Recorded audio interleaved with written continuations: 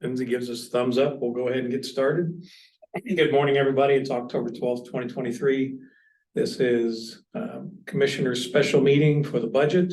Please stand and join me in the Pledge of Allegiance.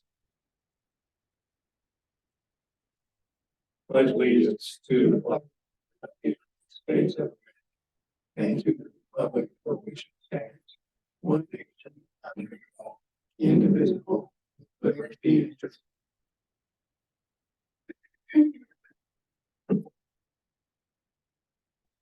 Thank you. As we said that, the nation of Israel came to mind. Any additions to the or edits to our agenda this morning? I have none. The agenda approved as presented. Commissioner business, Robbie, I'll turn this to you. Good morning, commissioners. If you remember the local government budget calendar that DOLA puts out every year, October 15th, according to CRS 29-1-105, the budget officer must submit proposed budget to the governing body. The governing body, upon the receipt then of the proposed budget, then publishes the notice of budget. So with this meeting, then the budget officer, Leona Anderson, as well as myself, we are presenting the draft or proposed budget to you based on all of the input from the department heads and partnering agencies and organizations. If you look at we're ready to share, Lindsay,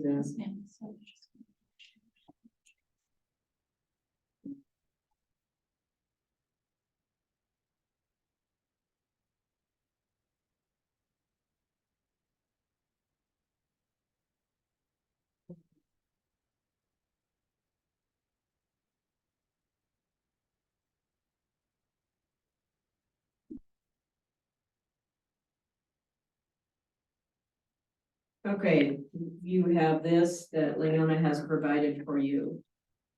If you scroll down then to the budget message, we will walk through that. Again, this budget is a significant increase over the 2023 budget. It is primarily because of the additional major construction projects scheduled for 2024, including the remodel of the jail. Then again, the implementation of the American Rescue Act dollars for that additional grant funding that Matt continues to find for all of the departments. And then again, we're still under delay of projects and capital that due to supply chain issues. But the primary reason for the significant increase is the grant funding as well as our jail. We are in compliance with Colorado state law and all of the statutes under 29-103. Again, we have increased needs. We are answering the needs of the citizens as well, all while being fiscally responsible for the county budget.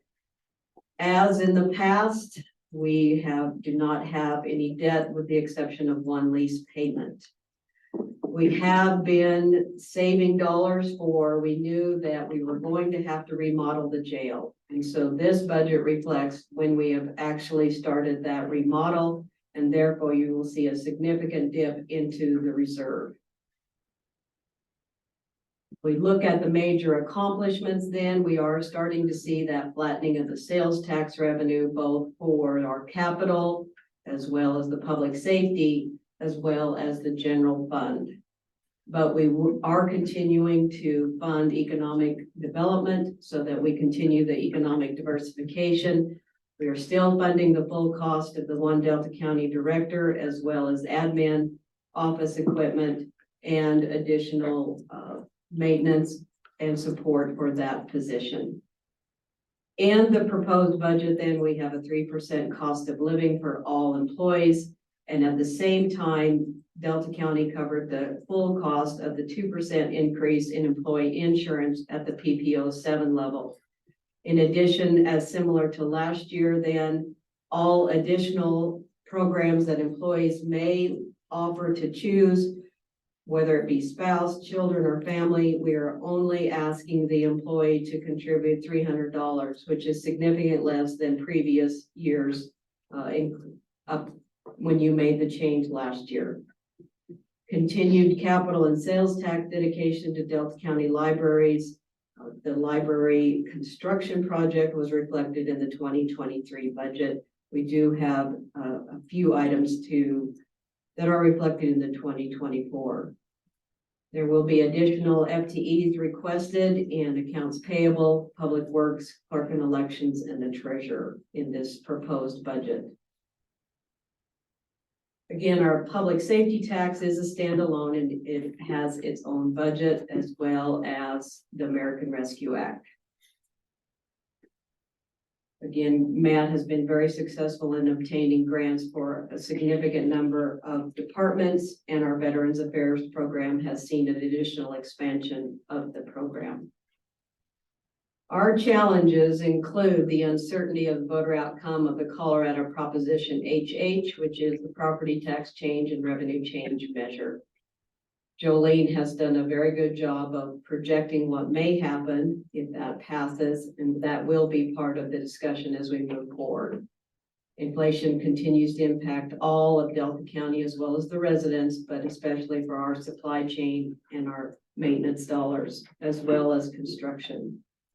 Again, we're starting to see the flattening of the sales tax. Per our mill levy and per Tabor, then in 2024, the mill levy right now is projected to decrease from a cap of 18.057 to 13.257. You look at the revenues then. Our revenues for property tax for 2024 are projected to be $5,057,070 for the general fund. Again, we will have the final certification of values the middle of December. And so as the budget progresses through the department meetings, as well as additional information per the election, per certification of values, and we will continue to update the budget. CPI is listed right now at 4.7. There will be a temporary reduction of 4.8 mils in the mill levy in the proposed budget. You look at the sales tax then, right now for 2024 budget purposes, we are actually reflecting a 0% increase. We look at fee increases then, we will be looking at additional cost for landfill fees to match additional expenditures. This is not reflected currently in the 2024 as we are still working on final budget numbers for projected increases. Billed payments, payment in lieu of taxes, then you will see listed as $955,024 with the additional $983 that is dedicated to the Delta County Detention Facility reconstruction. Our highway user tax fund was down slightly, $3,195,667 for our road and bridge. That is a $69,321 decrease from 2022. Therefore, our total budget revenues $39,182,421 with projected expenditures of $51,161,408. Expenditures exceed revenues by $11,923,354, with the expenditures being addressed by reserve. Exhibit A then just goes into the one debt that we have, which is the license agreement of $242,860 for the landfill.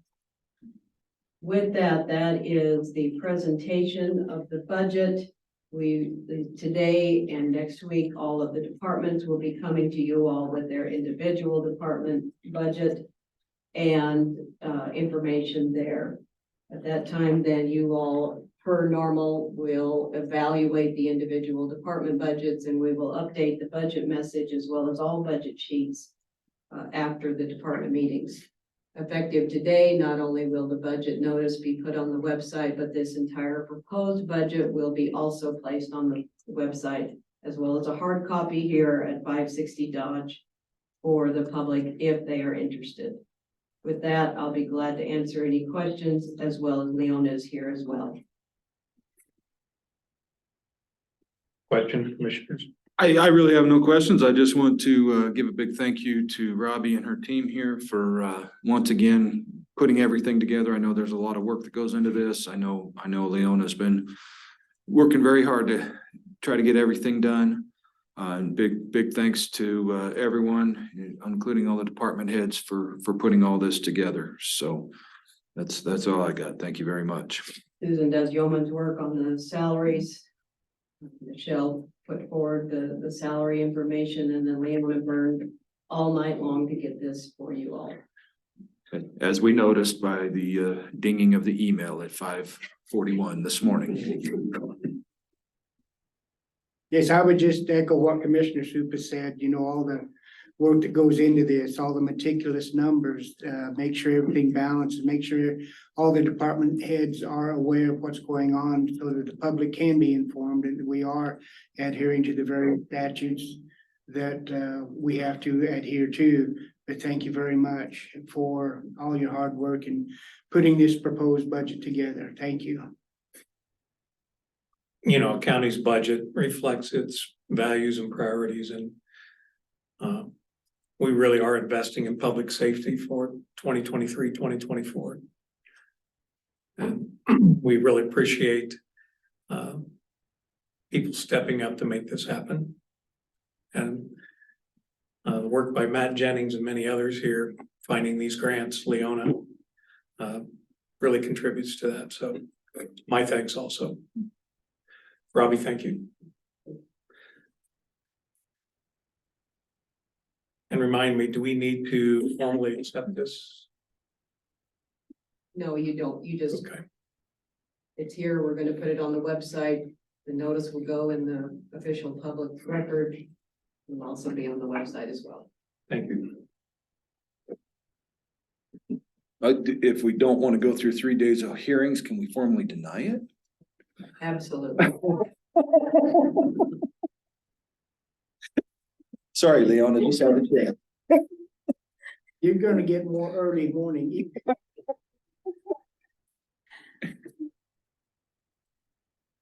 Any other business before the commissioners then? I have In no a special meeting? No. Hearing no other business, we will adjourn until 9 a.m.